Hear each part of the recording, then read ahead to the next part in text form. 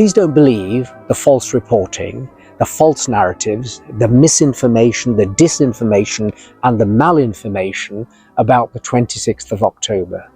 This will be a peaceful gathering of law-abiding British citizens. If there is any trouble, it will have been initiated by forces that are negative to this particular approach, which is the stand for Britain to save our nation. One of our privileges, and it's also one of our rights, is to be able to speak openly and publicly about our concerns, to share our views and our opinions. On Saturday, the 26th of October, thousands of British people who love our country and who are committed to British values, our heritage, our foundations, our customs and our culture will be gathering peacefully and lawfully to celebrate and to speak openly about the things that mean a lot to us. Sadly, this gathering is being presented by some as being something hateful or racist. Now, I can talk a little bit about that. I understand what prejudice of all kinds are about because I have experienced them in my life. I now live in Huntingdon, England, and I certainly know what that experience is like based on some of the things that have happened to me. But we still want to celebrate British values because that's the way we will deal with this. But false information is being put out about this Saturday's gathering, and somehow they want to frame this as something that is far right. Whatever far right means now, I know what it is because I lived in London and experienced prejudice, as I've said, of all kinds, but specifically in relation to race, culture, and ethnicity. I know about the actions of the National Front and extremist groups. I experienced that as a child and as a young person living in London. Saturday, the 26th of October, is nothing to do with that.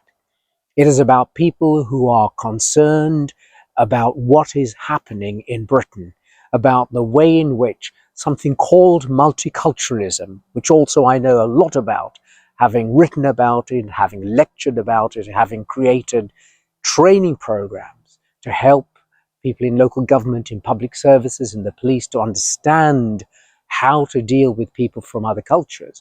That is a failed experiment because Britain, as with any host country, has its own values, its heritage and foundations, which in Britain are Judeo-Christian.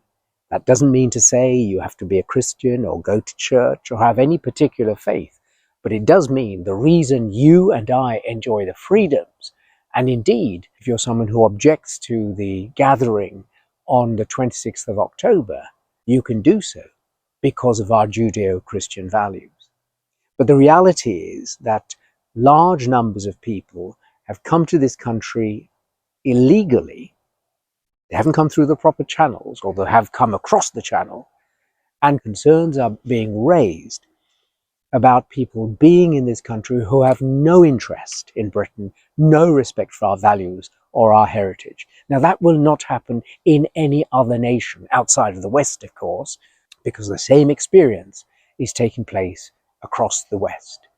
So please don't believe the false reporting, the false narratives, the misinformation, the disinformation, and the malinformation about the 26th of October.